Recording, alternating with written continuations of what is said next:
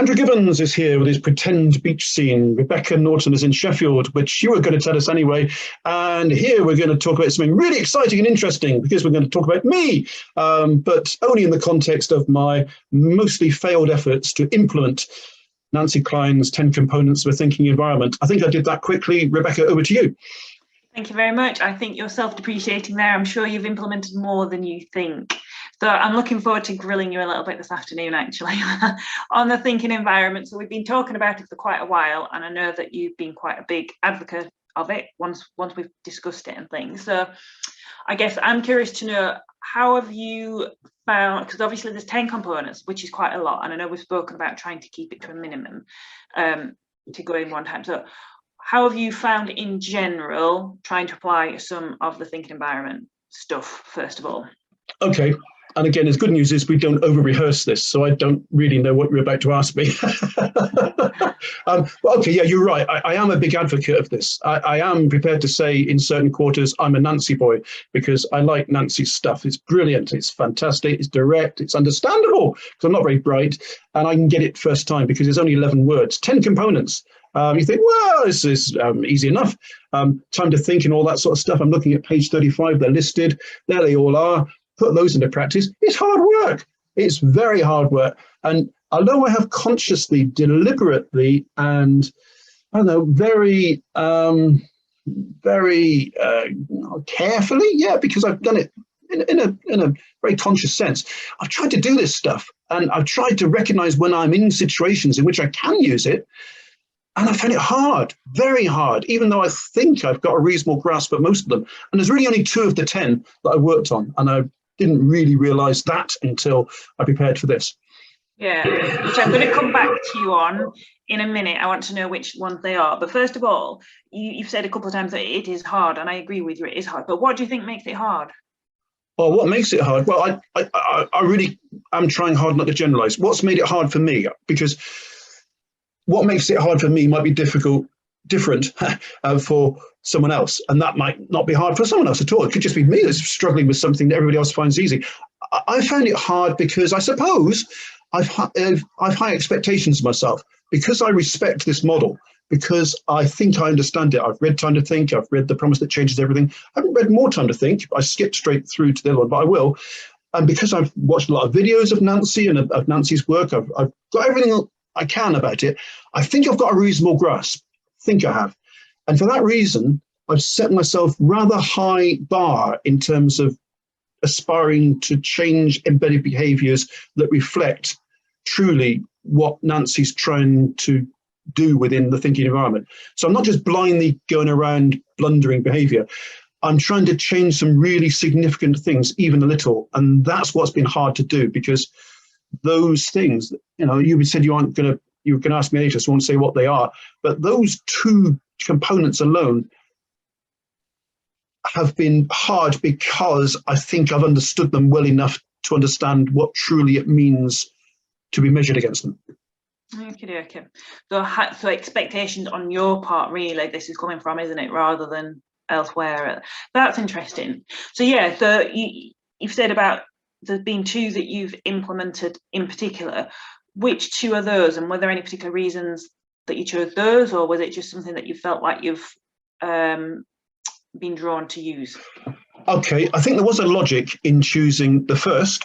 I've never thought that there's a particular sequence or as a primary thing going on. You do this and you do that, then you do something else. I don't think Nancy's ever said that. I think they are 10 components that have equal value in different contexts. So I have focused on the first one, and I'm going to get my wording completely right from from Time to Think. Attention, listening with respect, interest, and fascination. Now, when I first encountered that, and I know what that look means because we talked about this quite a bit. You know that those 3 words, interest, respect, and the big one, fascination, have really got hold of me. This is not new to me. I've been in the business 40 years. I've reasonable understanding of empathy and about listening and so forth. I've read a lot of stuff. I've watched a lot of stuff, and I'm aware of a lot of stuff. This has taken me further, and it's caused me to question, how often do I show with at least respect? How about interest? And what about fascination? That's way down the track. So I'm being quite realistic and saying, yes, I can do respect. Sometimes it feels unnatural. Sometimes it feels forced, almost manipulative. And that's what I think working with new skills feels like sometimes. It feels unnatural. It feels like it's not yet authentic. So I have tried both to listen and show attention with respect and interest by asking questions more than I did previously. I was in a conversation today and I made a point of asking my conversation partner, if you like, well, how did you feel about that? And, what more is there to tell me about this? And I don't expect it back, by the way. And that's the other thing, that when we're working on some of this sort of stuff, we become more acutely aware when you don't see it in others. So cut to the chase, attention, listening with respect, interest, and fascination, and also ease. And again, I'll get the wording right here, offering freedom from rush or urgency, which led me into watching a lot of videos about why we interrupt, when we don't provide ease, when we do rush and be urgent, that sort of stuff. So there's not just a lot of learning directly from, if you like, the book, but also leading me into revisiting certain stuff and finding out a lot of good material around interruptions. I'm going on a bit because I find this really interesting, and I'm quite excited about it because it's so directly useful. Yeah, and I think it's really good that you've focused in on those two components. So out of the others, are there any that you see or feel that are more difficult or will be harder to implement? And is there a particular reason for that? I think some of the others are, I got a lot depends on your context, what you do and that sort of stuff. So I think a lot of the others seemed, I suppose, less accessible to me or less directly accessible. They all are. I suppose those two stood out as the ones which I can relate to in every conversation I have with everybody I have contact with. So yes, there's equality, there's information giving, there's encouragement, all that stuff. And I suppose I'm struck again, Rebecca, by how a simple model like this has such complexity, because there are 10 things going on, very often in parallel at the same time. So it's probably all my feeble brain can do to focus on any two of those at the same time. Yeah. That's good. And it is a challenge, and it's tiring, isn't it? I think really it's very draining if you're doing it properly. But I like the two that you've chosen there. I think they are one that probably, like you say, I would feel that they're probably more simple ones to implement on that as well. So have you say that you've noticed any unexpected outcomes from implementing any of these things? I like to think so. And I think sometimes it's too easy to jump on one small change, one small apparent movement and say, hey, I've become a different person. So I'm aware that the implementation of this, challenging as it is here comes some words I really like, iterative. You go forward, you go back a bit, you might go back a bit further than when you feel you started, you go forward again. It takes persistence, it's an iterative process. It's incremental as well. You don't move forward in vast leaps. You have to be satisfied with, and I did that a little bit better. I showed a little bit more attention there than I did previously with that person. I was more respectful. I interrupted less often. I didn't tell as many stories about myself as I usually do because I showed more interest in them. And that happening just once or twice, I recognize isn't a change. It's just a modification, an adaptation. Has it become embedded in my normal behavior? I wouldn't say yet.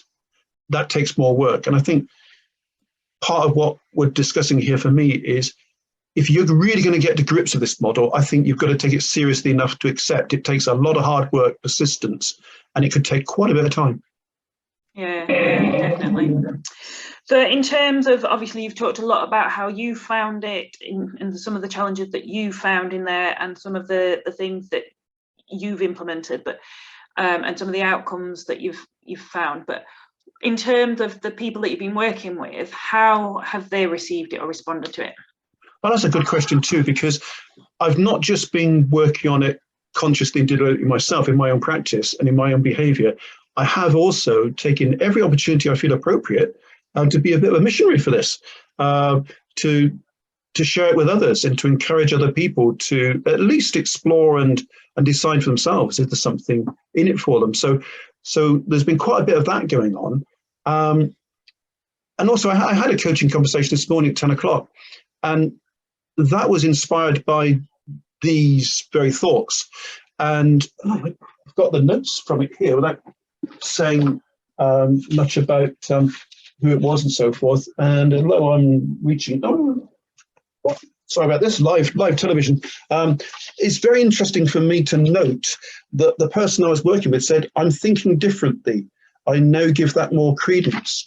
And what else was said here? I'm digging behind positions to get to interests. The conversation led naturally towards this person, somewhat at my prompting, to have an explore with a model, reflecting on the fact that they were consciously aware that they were thinking about their thinking and thinking about giving other people space that they didn't previously. So, and again, I'm not in the business of missionary work, go out and do this that I think is great, but it's really positive when other people share my enthusiasm for a very practical model.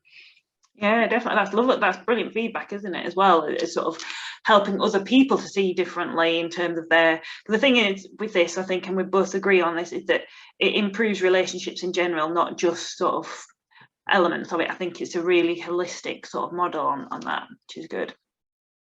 So in terms of, what would you say is your challenge going forward with this? What do you want to do differently or develop further?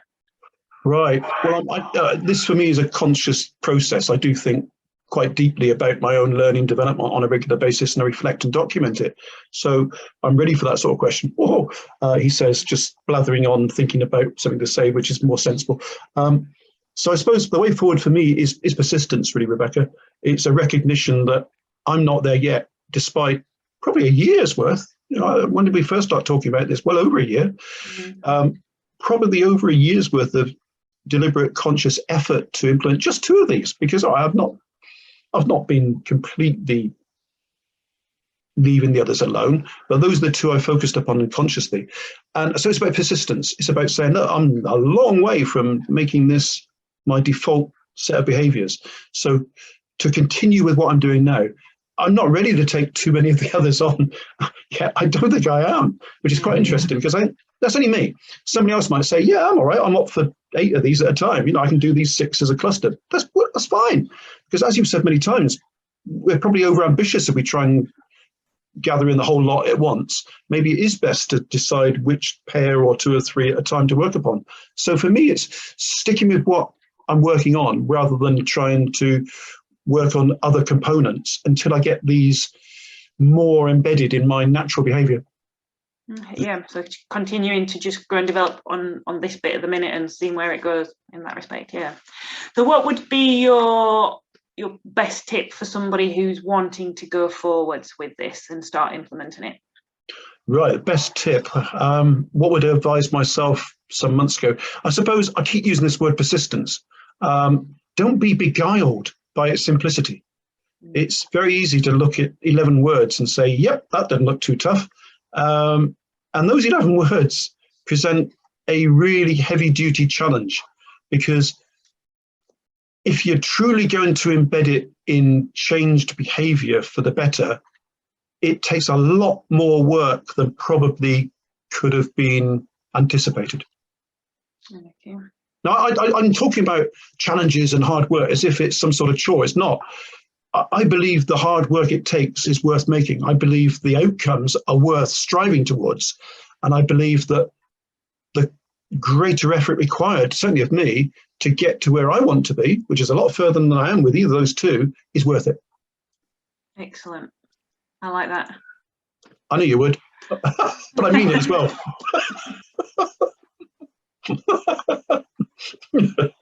Brilliant. Should we leave it there for now? I'm grilled. You're grilled, I know. Thank you as ever.